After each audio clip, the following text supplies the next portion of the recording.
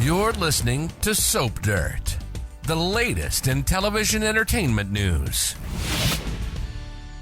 Hey there, NBC Peacock Soap fans. It's Soap Dirt on YouTube, and we want to talk about the legal quandary that Colin Bedford is in right now, and we wonder if Sloan Petersen might be able to get her vengeful brother off on an insanity plea. And if she does, will that leave Talia Hunter holding the bag for their recent crime spree in Salem? Right now, Sloan Petersen knows it looks really bad for her brother Colin because he did some heinous things. And the chance is that, she tried to talk to him about pleading this, but maybe she can find a way to salvage it since he doesn't want to do that. I mean, Sloan is a legal eagle who loves her brother, and she knows what was driving his actions because she was basically trying to get revenge as well, but she was going through legal challenges. We're going to talk about what we think Sloan might be able to do. There's a couple of different approaches she could take to save Colin from a life in prison. Before we dig into those, if you haven't already, please reach down and click that subscribe button so you don't miss any of our Days of Our Lives spoilers, news, and updates. All right, so can Sloan Petersen argue that Colin was driven completely mad, completely insane with grief, and was not mentally competent when he cooked up this revenge plan? Could Sloan get Colin remanded to Bayview, saying he needs help, not time behind bars, because his mind is shattered because they lost both their parents thanks to actions of Paulina and her daughter? Another point that she can make is that he was driven nuts by Chanel seducing his dad. That's how they see it. I'm not saying that's how it happened, but that's how they see it. And Chanel killing his mom. Again, that's how they see it. And then Paulina using her money and influence to clean it up. And that part is definitely true because she did it and she's admitted to it. And, depending on the judge they get, Sloan might get some sympathy from a judge. Maybe the judge will recall Paulina's shady past when she first came to Salem. Remember, she was going to bulldoze Horton Town Square to build a shopping mall. She was doing all kinds of sketchy things. She was bribing, she was influencing, she was lying her butt off to everybody and tricking people.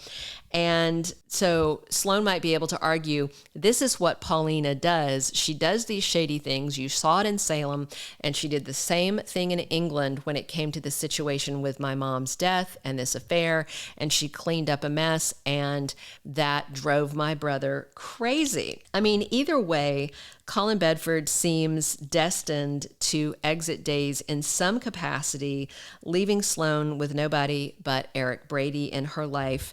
And mind you, things might get sketchy with Eric because she just tricked him and then with this DNA test, and then next week she suggests they make a baby together.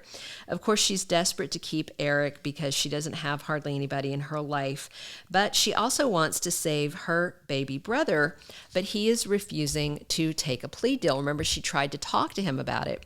At the same time, remember that Jada Hunter's being pretty judgy and judgmental, trying to heap all the blame on Colin, but the bottom line is her sister Talia trashed Paulina's office, and she drugged the biscuits that made a whole bunch of people in town sick and do a bunch of wild and crazy things. So, but there are a few charges that they have on Colin that are very serious that cannot be blamed on Talia.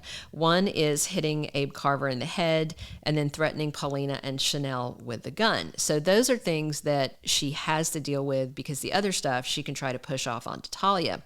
But Sloan might be able to pin everything else on Talia and then say that Talia volunteered to do them because she loved Colin and was mad on his behalf. She can make it sound like Colin was driven crazy with guilt while Talia was making choices in her right mind. A good lawyer could definitely argue that, and we know that Sloan is a very good lawyer. So maybe if Sloan put in an insanity plea for Colin, it would work, and that would leave Talia Hunter solo facing criminal charges. But So that's one of the ways we could see this going. But then there's another way that we could see this going, and we'll talk about that in 1 second. But if you haven't already, please reach down, click that subscribe button so you don't miss any of our Days of Our Lives spoilers and update. All right, so there's some Days chatter that says a dream team takes on another case. When I saw that spoiler, I was like, a dream team, and I was thinking maybe it's Patch and John Black, the Black Patch team, and maybe they're working on something because of all the Megan nonsense. But then I started doing some more thinking, and I remembered another dream team, and that is Sloan Petersen and Belle Black. You may remember that these ladies worked together once before. They are both top-notch lawyers, and Belle had repped Brady Black, and Sloan was repping Eric Brady when they were accused of kidnapping and attempted murder of Stephen DiMera. You may remember that Brady got Eric to agree to help him kidnap Stephen so they could try to deprogram him from the Dr. Rolfe nonsense. You may also remember they basically had Stephen in a hotel room with a colander on his head and some salad tongs and some alligator clips. It was the most low-rent science project looking thing. Having a toaster. I don't know. They had just all these random appliances and stuff. It was so weird, but Belle and Sloan worked together and they convinced Stephen not to press charges. Remember, Brady had wanted Stephen to get deprogrammed so he would leave Chloe alone. And in the end, Stephen was grateful that he had his right mind back and was back with Gabby, and so he decided not to press charges. But that was down to compelling arguments from Belle and Sloan made to Stephen. And at the time that they were able to get them both off on those charges, even though D.A. Trask was pushing really hard for it, Brady Black said that his sister Belle should start a law firm with Sloan. And they both kind of made faces about it because the ladies aren't big fans of each other. But maybe this is a situation where they could make it happen. If Belle Black takes on Talia Hunter's case and Sloan is repping Colin and they work together, maybe they could get them both off on insanity pleas. Maybe both of them could be sent to Bayview to work through their issues. Remember, the necktie killer, Ben Weston, was able to get remanded to Bayview, and Marlena cleaned him up, got him on medication, and then she got him out of Bayview.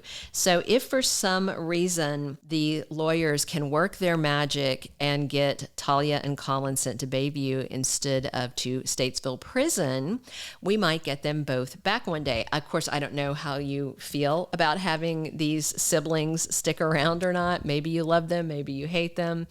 Poor Sloan only has this one person, this one family member left in her life, so she'd definitely like him to stay around. So we will just have to wait and see how that goes. But I'm pretty excited about it, and we'd love to hear your comments below. Thank you for being a loyal listener. Follow us wherever you get your podcast, because you don't want to miss the next episode. Soap Dirt is on all the major podcast platforms, including Apple Podcast, Spotify, iHeartRadio, and more.